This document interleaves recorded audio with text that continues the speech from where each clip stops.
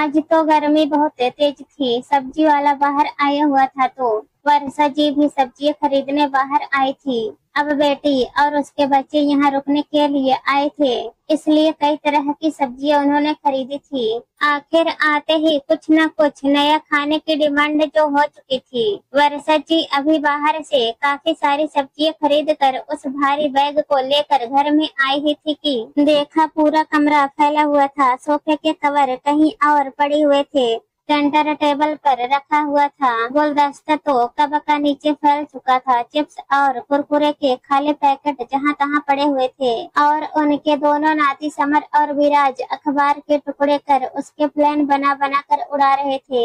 हे भगवान, एक क्या पूरा कमरा फैला कर रख दिया। बेटा अभी अभी तो साफ किया था मैंने। तुम दोनों 5 साल के हो चुके हो, लेकिन अभी भी तुम्हें रहने के तरीके नहीं आए। कहाँ है तुम्हारी मम्मी? वर्षा जी अपने दोनों नाती समर और विराज को डांटते हुए बोली।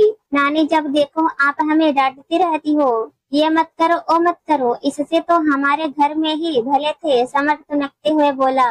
अरे क्यों अपनी नानी से बहस कर रहे हो? अचानक तन्वी बाहर आते हुए बोली। उसे तैयार देख कर वर्षा जी ने पूछा, अरे बेटा तू कहाँ जा रही है? मम्मी, अब मैं मायके आई हूँ तो सारी जिम्मेदारी से मुक्त होना चाहती हूँ। मैं तो बाहर घूमने फिरने जा रही हूँ, अब आप संभालो अपने दोनों नाती को। वर्षा ने पर्स सोफे पर रखते हुए कहा और अपने बालों को ठीक करने लगी। बेटा थोड़ी तो मदद कर दिया कर मेरी। तो यहाँ तेरे बच्चों को मेरे भरोसे छोड़ करके खुद घूमने चली जाती है।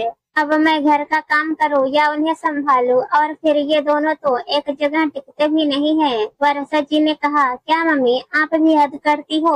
मैं तो यहाँ आराम करने आई हूँ और आप काम के लिए बोल रही हो। जब काम ही करना है तो अपने घर ही कर लेती, यहाँ क्यों आती? तन्वी चिढ़ते हुए बोली। बेटा मेरी उम्र का भी तो थोड़ा लिहाज कर। अब मुझसे पहले जैसा काम नहीं होता। एक तो घर का काम, ऊपर से छोटे बच्चों के पीछे भागते हुए थक जाती हूँ मैं। अब उतनी हिम्मत नहीं रही मुझ में। क्या मम्मी, आप तो सुपर वुमन हो, आप सब कुछ कर सकती हो। कहकर तन्वी वर्षा जी को नजरअंदाज कर अपना पर्स उठाकर घर के बाहर निकल गई। वर्षा जी उसे जाते ही देखती रह गई और वहीं सोफे पर सिर पकड़कर बैठ गई। इतने में वर्षा जी के पति गगन जी भी कमरे में आ गए। कमरे की हालत देखकर वो वर्षा जी से बोले, अरे ये क्या, इन लोगों ने पूरा कमरा ही फैला दिया और तुम सिर पकड़ कर क्यों बैठी हो? तन्वी से कहकर कमरा साफ करवा दो। क्या बोलो उसे? वो तो अपना पर्स उठाकर बाहर घूमने निकल गई। वर्षा जी धीरे से बोले, इतनी गर्मी में उसे तो गर्मी बर्दाश्त नहीं होती थी ना?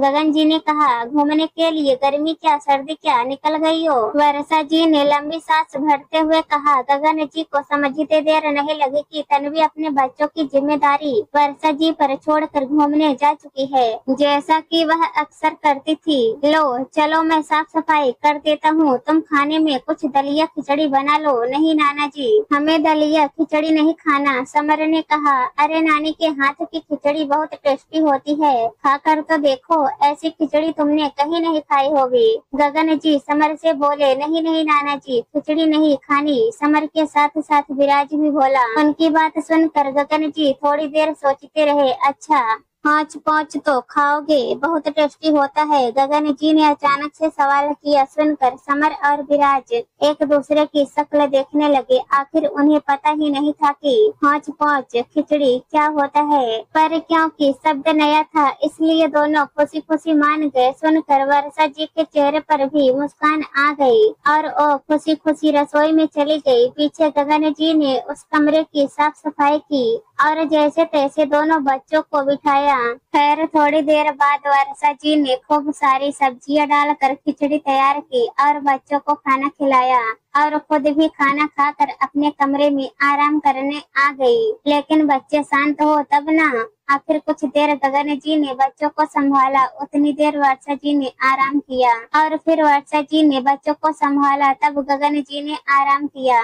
वर्षा जी को अपनी बेटे के ऊपर बड़ा गुस्सा आ रहा था। तन्वी का जन्म उनकी शादी के 15 साल बाद हुआ था, इसलिए लाड प्यार में पली बढ़ी थी। घर का सारा काम वर्षा जी ही संभालती थी, इसलिए तन्वी को हमेशा यह लगता था कि उसकी मम्मी सुपर मॉम है, वो हर काम संभाल लेती हैं। वर्षा जी ने तो तन्वी को घर का काम भी उसकी शादी से कुछ महीने पहले सिखाना शुरू किया था। अब पहले तो उम्र थी, इसलिए वो हर काम संभाल भी लेती थी, लेकिन अब इस उम्र में ये उम्मीद करना तो गलत था। तन्वी अक्सर ऐसा ही करती थी। जब भी मायके आती थी, दोनों बच्चों को उनके हवाले कर घूमने फिरने चली जाती थी। जबकि अब वर्षा जी और गगन जी की हालत पहले जैसी नहीं थी। पहले तो वो फिर भी तन्वी को कुछ नहीं बोलते थे, लेकिन अब तो कहने के बावजूद भी नहीं सुन रही। आखिर वर्षा जी ने ठान लिया कि अब कुछ ना कुछ तो करना ही पड़ेगा। शाम को जब तन्वी घर पहुंची तो वर्षा जी अपने सामान के साथ तैयार थी।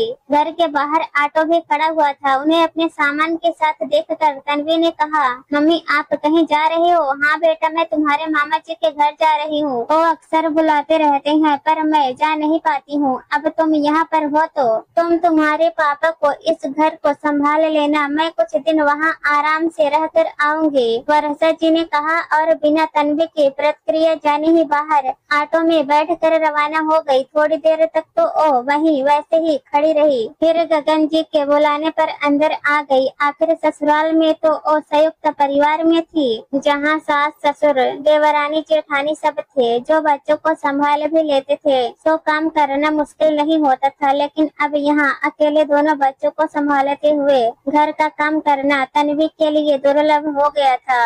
आखिर दूसरे दिन शाम होते होते तो तन्वी ने समर की पिटाई कर ही दी। तब गगन जी ने तन्वी को डांटा। उनकी डांट सुनकर तन्वी रुआंसी सी होकर बोली, देखो ना पापा कैसे परेशान किए जा रहा है, आखिर अकेले कैसे काम करूं? मैंने तो सोचा था कि मायके में जाकर आराम करूंगी, लेकिन यहाँ पर भी ये सब आफत, उल्टा ये तो ससुराल से भी बड़ी आफत है। तन्वी बोले जा रही थी और गगन जी मुस्कुरा रहे थे। उन्हें मुस्कुराता हुआ देखकर तन्वी ने कहा, क्या पापा आप हंस रहे हो? नहीं बेटा, मैं हंस नहीं रहा हूँ, मैं तो सोच रहा हूँ कि तुम तो अभी जवान हो, फिर भी तुम परेशान हो गई तो जरा अपनी मम्मी के बारे में सोचो। तुम्हें तुम्हारी मम्मी तो इस उम्र में भी सुपर मॉम नजर आती है, क्या वो नहीं थकती जो तुम उनकी मदद तक नहीं करवाती? सुनकर तन्वी को अपनी गलती का एहसास हुआ और उसने नजरें नीचे कर ली। बेटा, मेरा मकसद तुम्हें शर्मिंदा करना नहीं था, बल्कि ये बताना था कि माता पिता भी बूढ़े होते हैं। मायके आई हो ठीक है,